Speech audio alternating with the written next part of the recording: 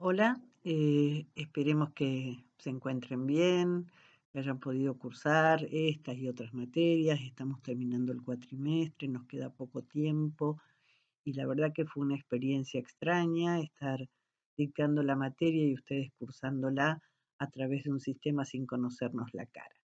Pero esperemos que hayan podido hasta acá trabajar con nuestros materiales y el de otras cátedras para no perder lo que ha significado la formación de este cuatrimestre en la carrera que ustedes eligieron. Nosotros estamos terminando con esta unidad el programa, vamos a dar 2 clases, esta es la primera parte de la psicología cognitiva, que es la última unidad del programa. Como recordarán, esto lo planteamos en todas las clases, las teorías psicológicas más relevantes surgieron en Europa y Estados Unidos y aún hoy tienen vigencia. La psicología inicia como proceso científico, es decir, la preocupación de estudiar el psiquismo en el marco de la ciencia y no solo en la filosofía, en 1879 en Alemania. Y ya para el 1900 son varias 1900, 1920 en Estados Unidos, en Rusia, en Suiza, surgen modelos y en la propia Alemania que empiezan a motorizar todo lo que es la producción científica en psicología. Acá tenemos algunas fechas de las que estuvimos trabajando. Hoy vamos a empezar a trabajar con una teoría que se ubica en los inicios de casi 1960, que se llama psicología cognitiva. Pero anteriormente había surgido en Estados Unidos una teoría que se llama el conductismo en 1920 que debatía en buena parte con las europeas. Algo de esto vamos a tratar de revisar. Entonces, en Europa teníamos, esto lo hacemos para recordar, Boone inició allí en Alemania el proceso científico de la psicología y rápidamente surgió Freud, que nosotros no lo vimos en 1900 más o menos, con el psicoanálisis y la Gestalt, Piaget con la psicología genética y Vygotsky con la teoría sociohistórica. Alrededor de 1920 surgen estas teorías que aún hoy tienen una vigencia central. En Estados Unidos, en 1920, surgió el conductismo, les decía anteriormente, y para 1959 surge lo que vamos a trabajar en esta unidad 4, que es la psicología cognitiva, es decir, una teoría que en realidad ya tiene toda la psicología una experiencia de investigación con otros objetos de estudio, pero que va a resultar relevante para la formación de este modelo psicológico. Entonces, repasemos. La psicología científica del siglo XIX va a estudiar, recuerdan, la conciencia común. Y a partir de 1900 surge un debate entre las teorías respecto de cuál debe ser el objeto de estudio, cuál es la metodología y cuál es lo más relevante para ser estudiado psicológicamente en términos de un modelo científico. Nosotros trabajamos solamente 3 teorías, que fue psicología genética, teoría sociohistórica y hoy vamos a trabajar cognitiva. Hubieron otras y las más relevantes las pusimos en este cuadro como más atrás, no por menos importantes, sino porque fue una decisión de los tiempos de capacidad para poder dar en un programa de un cuatrimestre en estas condiciones, poder trabajar todos esos modelos hubiera sido imposible.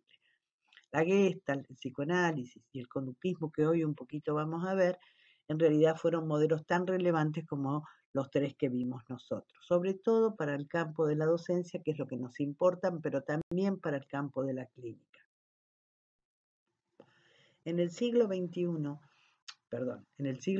entonces, la conciencia con Gunt, y en el siglo XX y XXI, ¿qué estudiarán en ese debate con Boone? Y entre ellas, las teorías van a estudiar la inteligencia, psicología genética, Vygotsky va a estudiar con su teoría sociohistórica la conciencia, la Gestalt va a estudiar la percepción, el psicoanálisis el inconsciente y el conductismo la conducta observable.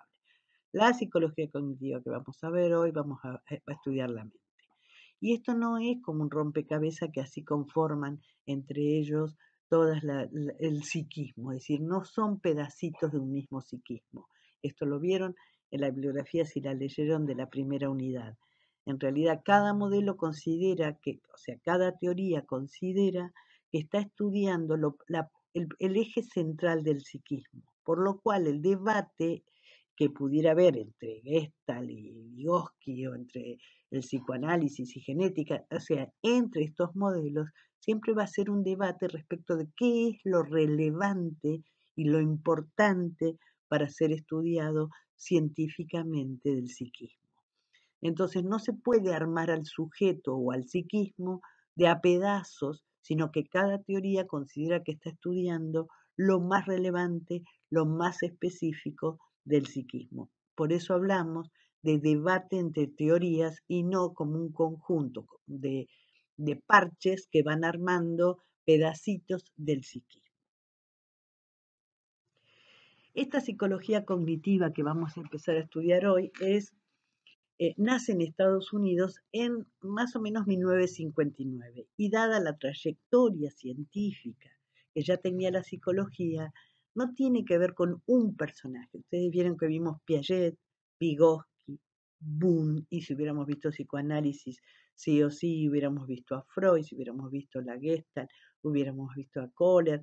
En realidad, la psicología cognitiva se conforma como grupos de investigadores relevantes. Hay nombres como más preponderantes, pero la idea es que trabajemos ya a partir de los años 60 con una concepción de teorías, no como de sujetos, de personas puntuales que abrieron el camino a una investigación, sino como grupos de investigadores que como grupo están haciendo un modelo de psiquismo. Entonces, no vamos a encontrar en nuestra bibliografía un personaje, sino varios personajes. Entonces, nos vamos a concentrar más que en el personaje, como habíamos hecho en otros momentos, de incluso presentar datos biográficos, vamos a presentar esta teoría como un modelo que tiene muchos padres y madres. La psicología cognitiva actual, hay 3 modelos posibles dentro de la propia psicología, que el primero se llama el modelo del procesamiento de la información y es el que hoy vamos a trabajar a partir de 1959. Pero hay un segundo y tercer modelo que por lo menos son estos 3, si hay gente que podría discutir hasta otros, que a partir de 1980 empiezan a debatir entre ellos con el modelo del procesamiento y van a marcar caminos diferentes como si bien tienen un mismo objeto de estudio, en realidad hay líneas internas que empiezan a discutir respecto de algunos procesos y de la mente. Si el objeto de estudio es el mismo, en realidad son modelos internos, pero no son teorías aparte.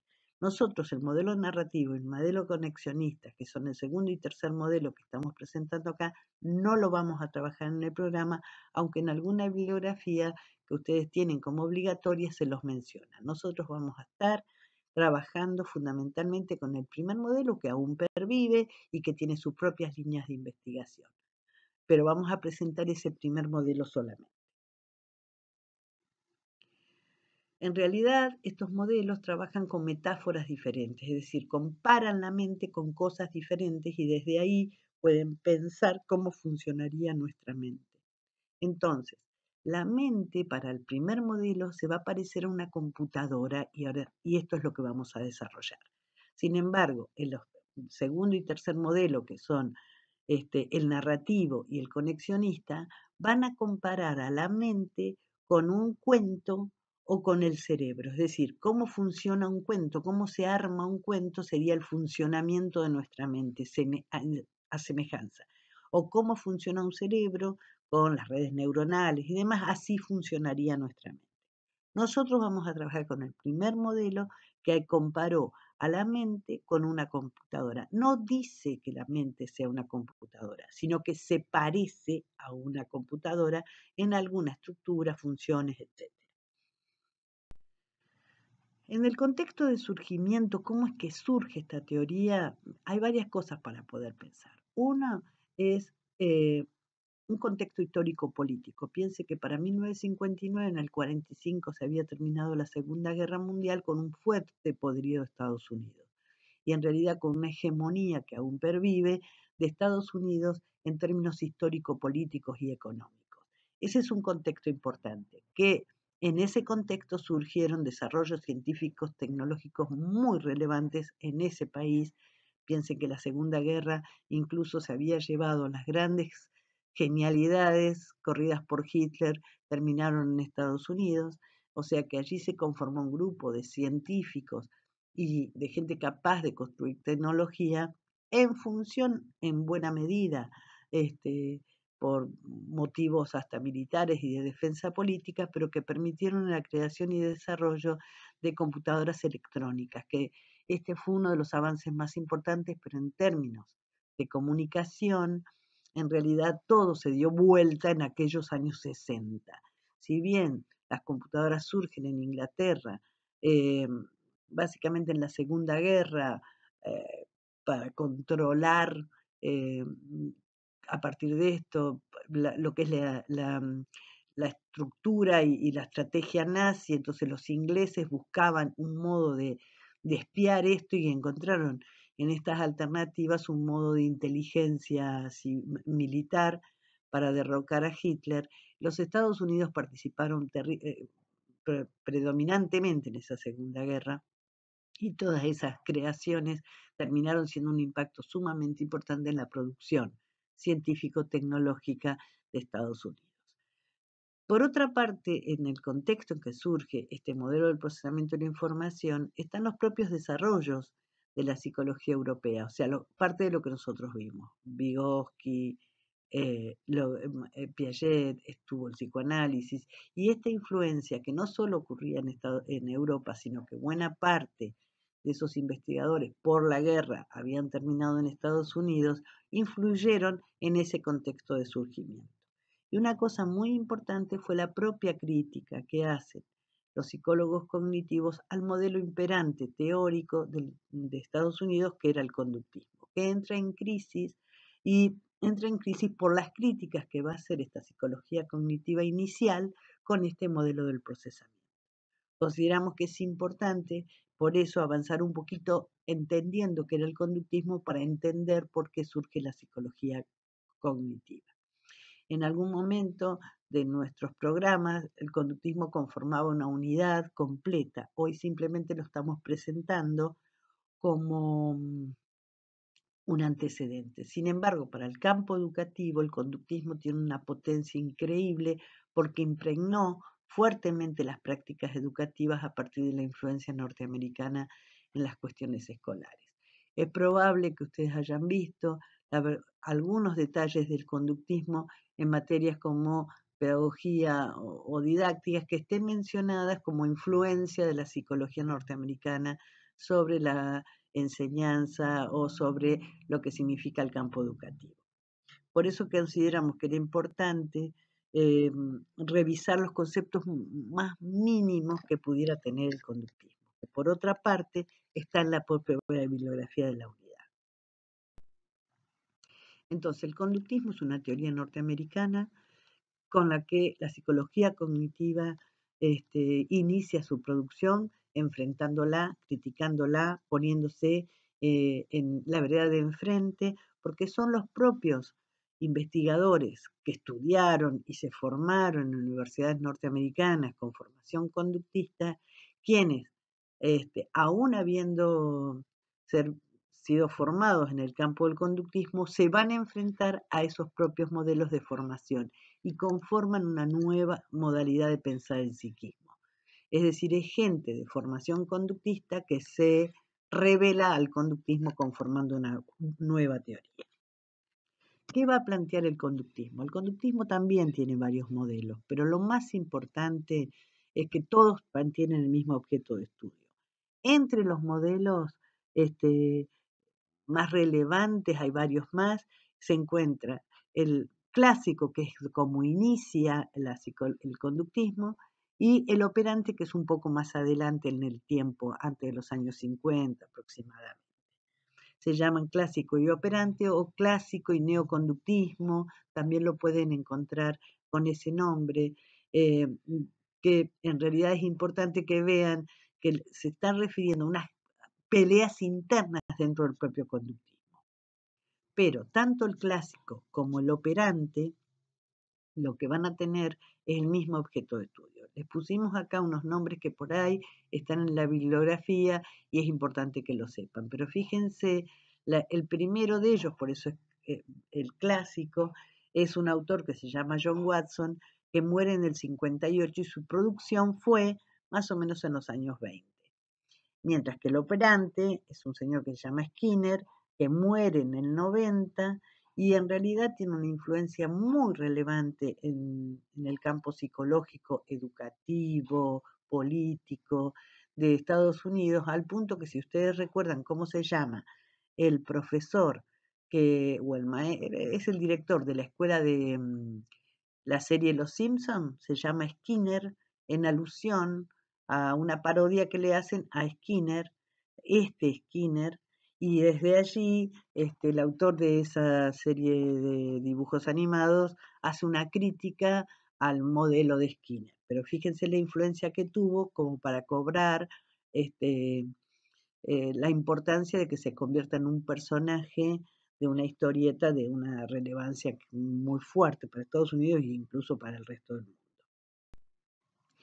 El conductismo va a tener entonces tanto el clásico como el operante el mismo objeto de estudio que es la conducta observable. Y esto es importante, la palabra observable. No es cualquier conducta, sino la conducta observable. Fíjense que en realidad, ¿qué se entiende por conducta observable? En realidad hay una definición teórica que es importante tenerla en cuenta y ellos van a plantear que es una conexión entre un estímulo y una respuesta.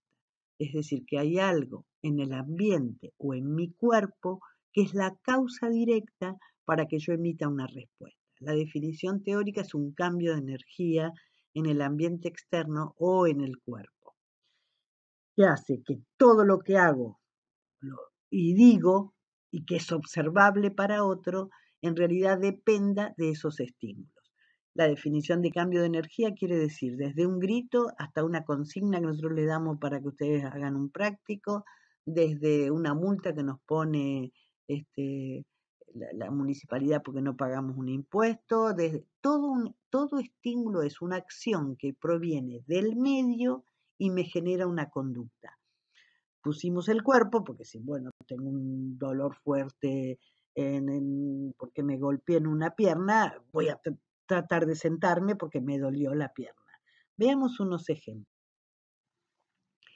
En estos ejemplos quiero que vean cómo es la condición. Supónganse este simple ejemplo. Si yo empujo, ese es el estímulo, algo se cae, es la respuesta, provoca dolor, ese es el estímulo, ven que el cuerpo hace algo y entonces se llora. Ahora bien, en este ejemplo es bastante sencillo. Empujar, caer, dolor, llorar.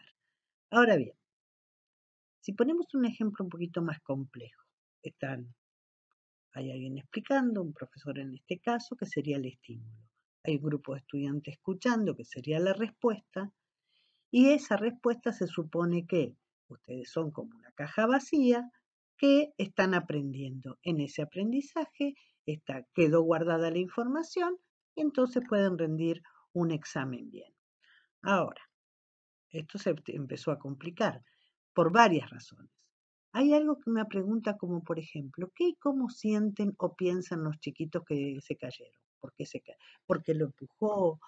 Ese llanto que provocó, si vuelve a levantarse y dar un golpe, todo eso, igual que qué sienten o piensan los estudiantes y las estudiantes frente a una clase, y por qué, en todo caso, algunos escucharon y entendieron y cómo es posible y otros no.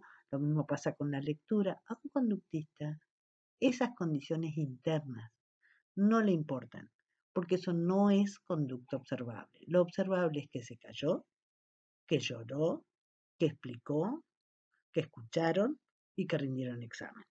Fíjense en el último ejemplo un poquito más complejo, cómo rendir un examen, incluso los docentes hacemos todavía hoy en el campo universitario, yo misma lo hago, que es muy difícil entender en una evaluación que lo que no está escrito no necesariamente es lo que ustedes sienten, piensan, creen o estudiaron.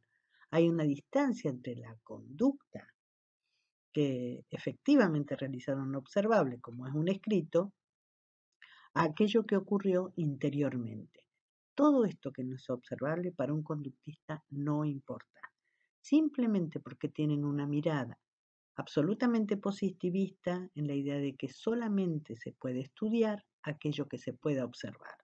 Entonces, si viene otro investigador y ve esta situación, ve las mismas variables. En cambio, si se le pregunta a un estudiante qué siente, cómo se siente en un examen, en una clase, o a estos niñitos, por qué llorás, qué harías, etcétera, que tiene que ver con una condición subjetiva, interna, para los conductistas podrá existir, pero no tiene relevancia de ser estudiada y no son causa de conducta. Las causas de las conductas siempre están en condiciones externas, por lo cual, si ustedes piensan los razonamientos sociales que se suele hacer con la delincuencia, porque viven esas condiciones, entonces necesariamente todas las personas que viven en tales condiciones terminarán siendo delincuentes, negando cualquier factor interno de que algunos podrían estar bajo las mismas condiciones y sin embargo sus respuestas son distintas. Para el conductismo eso no es posible.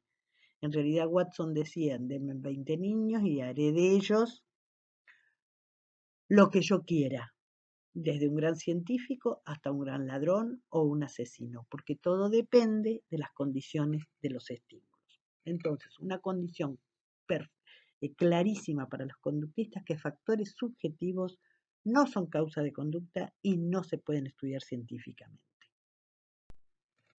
Tampoco para los conductistas hay diferencias entre una conducta observable simple como empujar, caer, sentir dolor y llorar y una conducta compleja como explicar, escuchar, aprender o rendir bien un examen.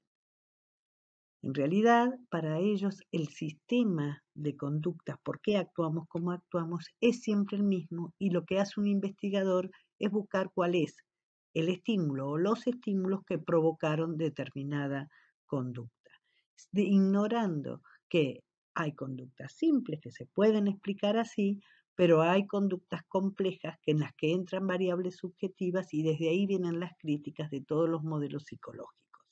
Pero para un conductista, y si es un maestro conductista, una maestra conductista, lo importante es darle el estímulo adecuado para que el niño, la niña, los adultos, en mi caso, como ustedes, demos el estímulo que corresponda, porque entonces de ese modo se va a provocar la conducta que deseamos como docentes sobre niños o sobre estudiantes adultos, como en mi caso. Ahora, en ese sentido estuvieron todas las críticas de la psicología europea de la mitad del siglo pasado. Ellos consideraban que no hay una conexión directa entre el estímulo y la respuesta. En realidad, entre el estímulo y la respuesta hay un sujeto que tiene, en el caso de la psicología genética, una inteligencia que hace que no todo estímulo tenga que dar la misma respuesta, sino que hay unas estructuras y unos procesos que vimos nosotros en la unidad 2, o la psicología sociohistórica, que va a decir hay unos procesos psicológicos de la conciencia, que en realidad entre los estímulos que me dan y la respuesta que doy, en realidad interviene mi conciencia para trabajar sobre esos estímulos y entonces las respuestas serán diferentes. Para otros modelos que nosotros no vimos, Freud diría, hay un aparato psíquico donde prima un inconsciente, donde entre el estímulo y la respuesta ese inconsciente trabaja y las respuestas serán diferentes. Para los gestálticos será la percepción, pero vean en todos los casos que hay un sujeto activo, que en el caso de los conductistas no está, que hace algo con su psiquismo, con esos estímulos que vienen del mundo antes de dar una respuesta. Para los conductistas, ese interior subjetivo no es causa, sino simplemente ese psiquismo es una especie de transbordador, de camino directo entre el estímulo y la respuesta. Veamos ahora cuáles son las críticas de la psicología cognitiva al conductismo con quien se enfrenta desde los inicios de esta teoría. Entonces, la psicología cognitiva también va a tener las mismas críticas que la psicología europea. No hay una conexión directa entre el estímulo y la respuesta. Lo que media, lo que está en el medio del estímulo y la respuesta va a ser una mente. No hablan de conciencia, no hablan de inteligencia, pese a que esas investigaciones o el inconsciente influyeron, el recorte que ellos plantean es la idea de mente recuperando un viejo concepto de la psicología del siglo XIX que nosotros no vimos, pero que estaba ligado al campo filosófico. ¿Con qué van a comparar esa mente? La van a comparar para su época, con el invento tecnológico de la computadora, con una computadora. Así como una computadora recibe información cuando tecleamos sobre ella, la procesa en el medio y después aparece en pantalla la respuesta, dice, la mente hace algo parecido. Recibe mucho dato en el mundo externo, lo procesa y da una respuesta. A lo fin de nuestro desarrollo de la clase, vamos a tratar de establecer un criterio didáctico para plantear los temas de análisis de la psicología cognitiva en torno a este objeto de estudio que es la mente. Vamos a hacer 4 preguntas que van a distribuirse a lo largo de este y el otro teórico. La pregunta es, ¿qué función cumple? Es decir, ¿para qué sirve una mente? ¿Cuál es su estructura? ¿Cuál es su formato? Si pudiéramos dibujarlo. ¿Y cuál es su organización interna? ¿Cómo se organiza dentro el material que tiene adentro la mente? ¿Y qué procesos realiza? Todos a partir de esta pregunta de a qué se parece. En nuestro caso, solo trabajamos la idea de un parecido, a una semejanza, a una metáfora ligada a el ordenador o como dicen los textos españoles que ustedes están leyendo, a la computadora, como le decimos aquí en Argentina. Si esta misma pregunta se la hiciéramos a los otros modelos de la psicología cognitiva, ahí comienza el debate. Nosotros vamos a trabajar con el primer modelo que dice que se parece a las funciones y estructuras que tiene la computadora. Entonces, ¿qué función cumple? ¿Cuál es su estructura? ¿Cuál es su organización? ¿Y qué procesos realiza la mente desde el modelo del procesamiento de la información? Va a ser nuestro eje didáctico contestar estas preguntas en estos 2 teóricos.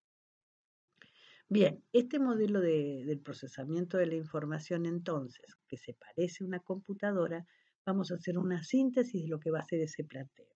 Tiene una función, una estructura en la mente, una organización y unos procesos. ¿Qué función cumple? Igual que una computadora, procesar información. ¿Qué estructura tiene? Tiene diferentes memorias. ¿Qué organización tiene? Es un lógico conceptual.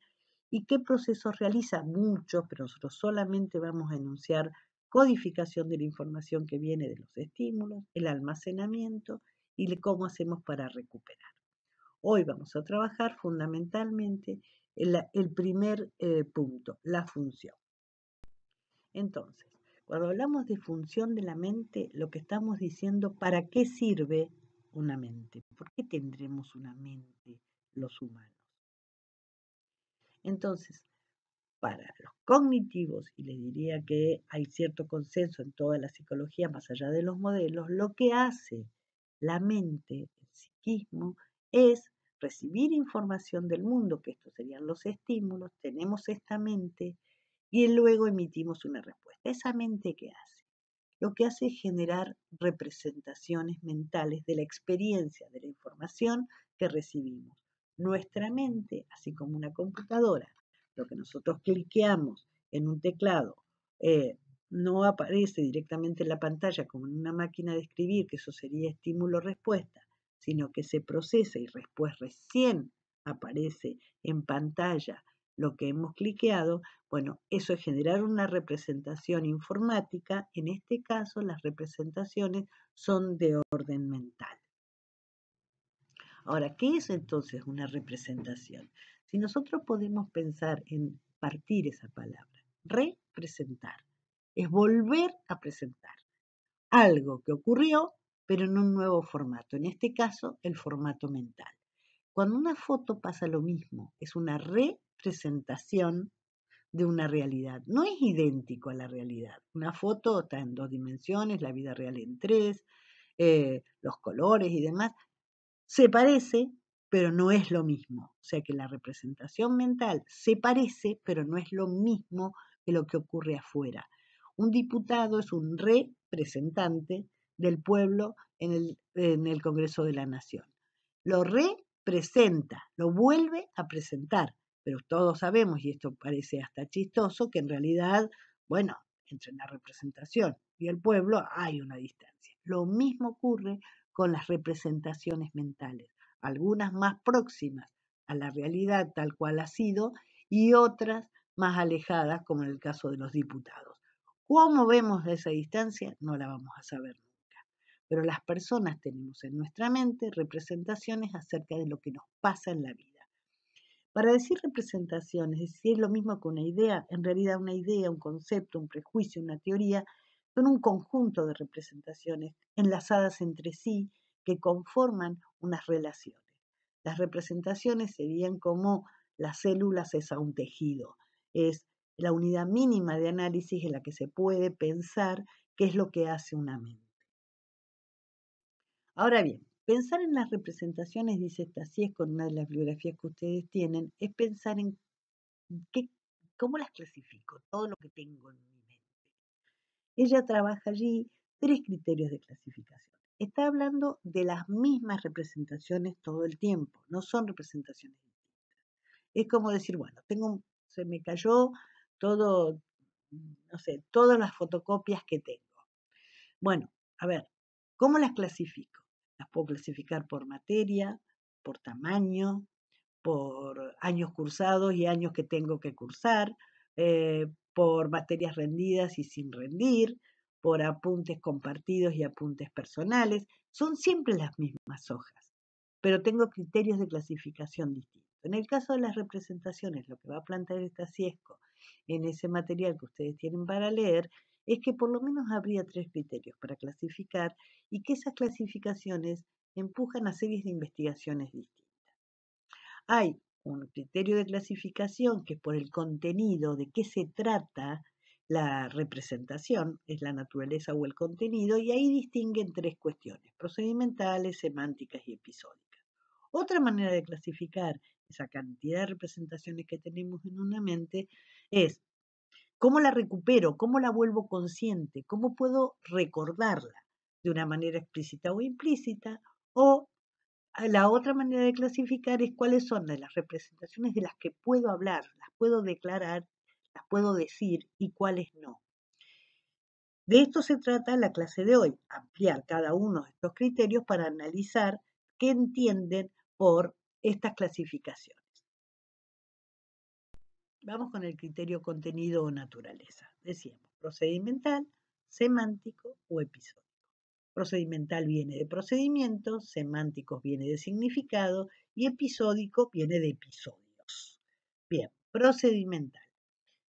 La idea es que son representaciones que nos permiten saber hacer algo, cómo se hace algo, cómo se hace una torta, cómo se escribe la letra A, cómo andar en bicicleta, cómo saludar respetuosamente a alguien, es saber cómo hacer algo, cómo manejar, cómo planchar, cómo hacer sería lo procedimental.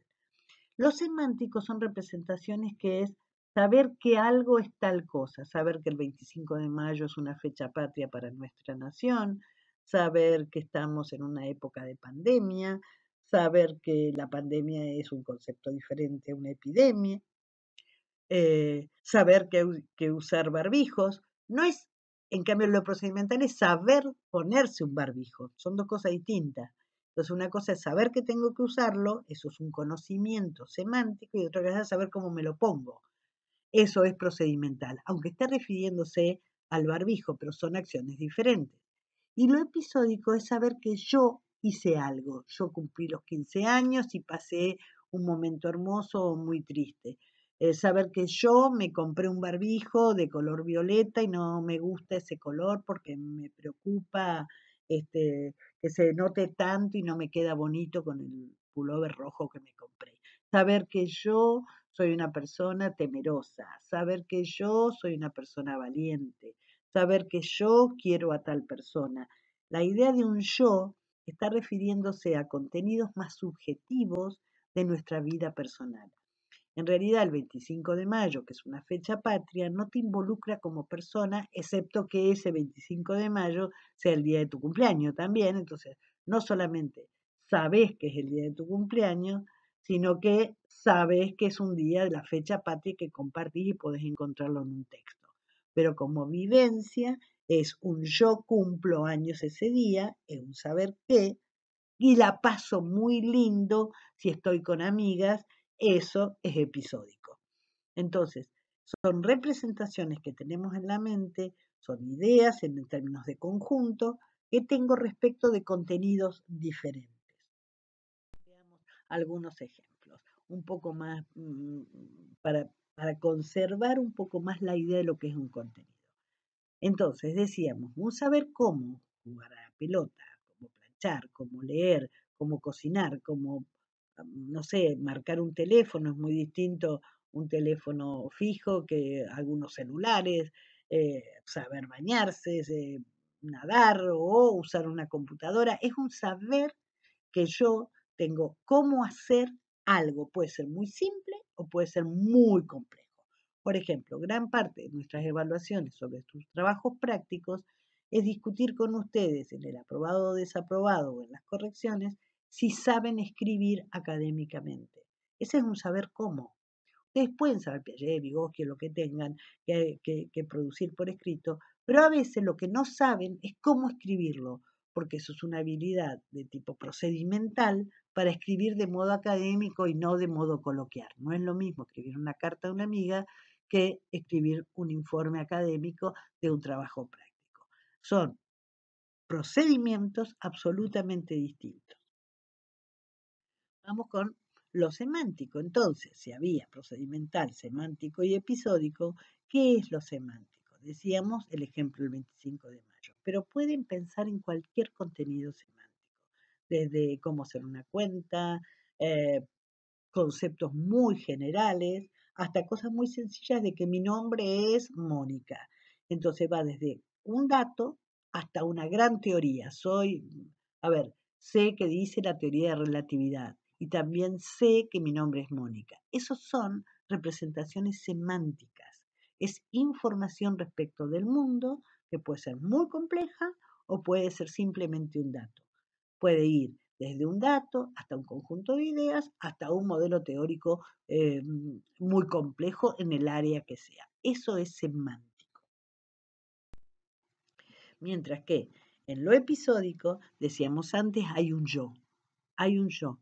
Yo con, no sé, comparé las amigas que tengo con las que tenía cuando era no sé, cuando era niña y me di cuenta que era más feliz con aquellas amigas de la infancia.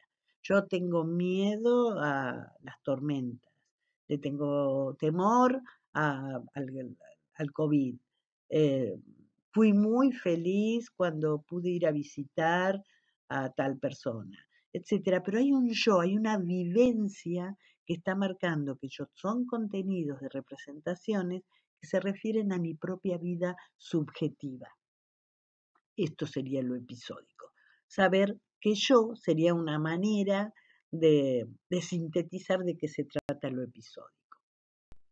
Otra manera de clasificar la cantidad de representaciones que tenemos, es decir, vuelvo a mezclar todo y digo, no, no las voy a hacer por contenido. Voy a ver todas las representaciones que hay en la mente y voy a pensarlas en qué es explícito e implícito. Explícito es aquello que es consciente. Implícito no es sinónimo de inconsciente, sino son representaciones que tengo en la mente, pero que no las tengo en la conciencia aquí y ahora. Vamos con el ejemplo de lo explícito.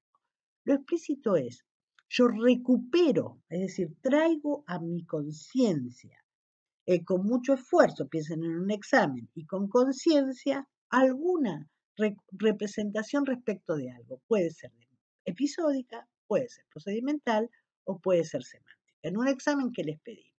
Representaciones de orden semántico, pero además que escriban bien, o sea, procedimentalmente, escritura académica, no les estamos pidiendo, y lo ponemos, no me interesa tu opinión, sino lo que dijo Vygotsky, Piaget o quien sea. La consigna no habla de tu opinión, o sea, no estoy tratando de evaluar representaciones de orden episódica. Pero cuando ustedes se enfrentan a ese trabajo, hay esfuerzo cognitivo, hay conciencia, hay trabajo para traer, recuperar de lo que ustedes saben, explícitamente algo que saben. Mientras que lo implícito son esas recuperaciones espontáneas. Sin darme cuenta me acordé de algo o simplemente lo hago porque lo sé y no tengo que hacer ningún esfuerzo. Veamos ejemplos.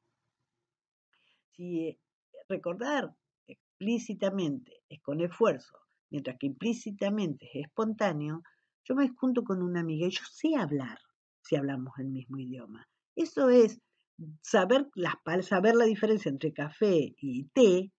No tengo que hacer mucho esfuerzo. Simplemente recupero la información y lo digo y puedo hablar, usar las palabras, usar los tiempos verbales, etc. Hoy yo puedo hablar bien. O de repente me acordé de algo, no hice ningún esfuerzo y me acordé, tengo que hacer tal cosa, o me acordé del nombre de tal. O ando en bicicleta y no estoy pensando cómo tengo que moverme para no caerme. O para tomar un mate, tomo la bombilla y absorbo. Bien, listo, ya está. No estoy pensando con esfuerzo cómo se hace para tomar un mate. Mientras que explícitamente significa recordar con esfuerzo. O sea, tengo que imaginar cómo me va a ir si yo voy hasta, hago esta materia y hago 3 más, pero en realidad veo cuál me conviene para recibirme antes, o qué tiene que ver Piaget con Vygotsky, con cognitiva, o cómo era una cuenta, o razonar. Allí hay trabajo y esfuerzo. Entonces recupero información que yo tengo, pero con esfuerzo consciente. El tema acá es importante que esta división no la vean como...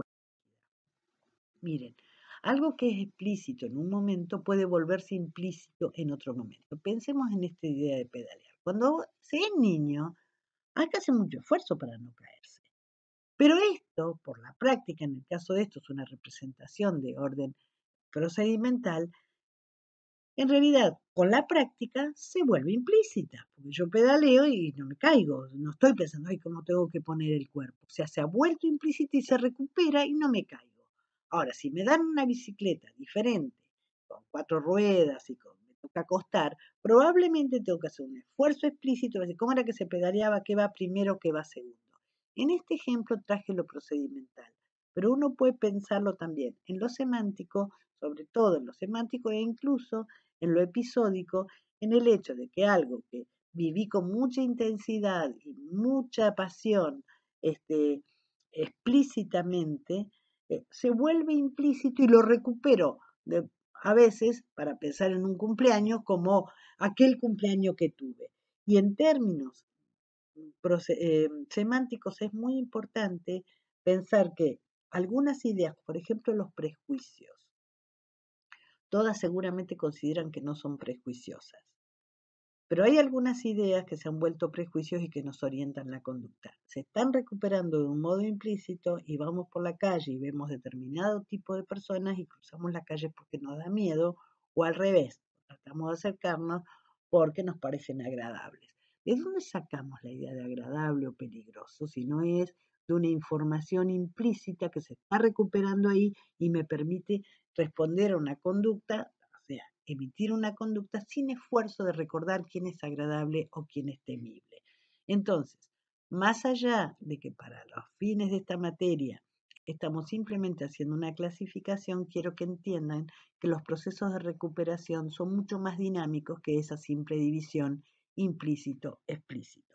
Pero en ese marco se mueven nuestras representaciones para poder recuperar. Otro criterio, si tiramos otra vez todas las representaciones sobre la mesa y las queremos ordenar, pueden ser declarativas y no declarativas. Es decir, puedo hablarlas o escribirlas y otras que no se pueden. Hay un cuento muy bonito de Cortázar, que búsquenlo, por allí lo van a ver, que él hace un cuento de algo que es imposible de describir, es cómo se hace para subir una escalera. En general, las representaciones de orden procedimental suelen ser no declarativas. ¿Por qué no declarativa? ¿Cómo batir un huevo? Si no lo hago, medio que es muy difícil hacer un instructivo. Nos suele ocurrir cuando compramos una de estas cosas en los hipermercados, que compramos un mueble y dice, arme la línea A con la madera A con la B en el punto C. Pues si no entiendo qué me están diciendo, porque armar un mueble probablemente sea muy procedimental y poco declarativo. Nos pasa a las que no sabemos cocinar, que sí o sí tenemos que tener una receta, y cuando uno ve a una persona que cocina muy bien, no tiene los pasos que mide exactamente. Bueno, volver una receta semántica, escribirla, volverla declarativa para que yo haga un procedimiento. Andar en bicicleta, ¿enseñaron alguna vez a un niñito a andar en triciclo? Además, uno le explica semánticamente, pero hasta que no lo captó como es en movimiento, no puede salir con el triciclo andando. Entonces, las representaciones, hay representaciones que nosotros podemos verbalizar y otras que son más de actuación directamente.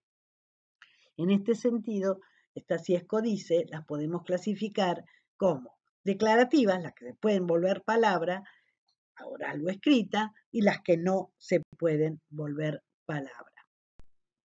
Ejemplos como los que estábamos dando podemos volverlos a ver. Fíjense, acceso a la verbalización de cómo peinarse.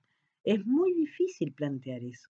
En realidad, o qué movimiento tengo que hacer para nadar, o para cepillarme los dientes, o atar cordones, o hacer un gol, lo que estábamos planteando. Allí hay representaciones que son de actuación más que verbalizables. En general, insisto, son procedimentales.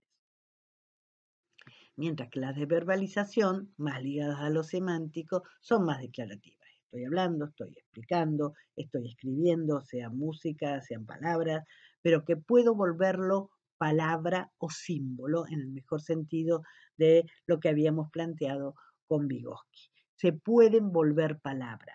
Y allí, entonces, esto a veces es muy difícil. Ustedes, por ejemplo, hay cosas que saben de la materia y no las pueden escribir. ¿Qué pasó ahí? No se vuelven declarativas, pero la entendieron, o al revés. En la medida que se vuelvan declarativas es una manera de clasificar, no es ni mejor ni peor, es simplemente una manera de clasificar las representaciones. Bien, estuvimos trabajando entonces en lo que significa la función de la mente y nos faltaría trabajar estructura, organización y procesos que realiza. En la próxima clase vamos a trabajar la estructura, que es la división entre las tres memorias, que algo van a tener que ir leyendo, la organización del contenido mental, y en esto no hay poca bibliografía, pero igual me gustaría darlo en el teórico, aunque esto no quede incluido en los finales, pero para que entiendan cómo funciona. Tratamos de no darle tanta bibliografía, pero me parece que en un teórico es importante que al menos quienes escuchan estas clases puedan acercarse a algunos contenidos más que, insisto, no serán evaluables. Y procesos que realiza, que serían los procesos de codificación, de almacenamiento, recuperación y aprendizaje. Estos tres puntos están relacionados con lo que vimos recién, pero como habíamos dicho didácticamente, la intención era, en todo caso, dividir las clases en 4 preguntas. ¿Qué función cumple la mente? Procesar información y convertirla en representaciones. ¿Qué estructura? ¿Qué organización? ¿Y qué procesos realiza? Estos 3 puntos serían los que nos faltan para la próxima clase. Esperamos que incluyan en esta semana preguntas en los chats y demás de PEDCO para que yo las recupere en la clase de la próxima clase.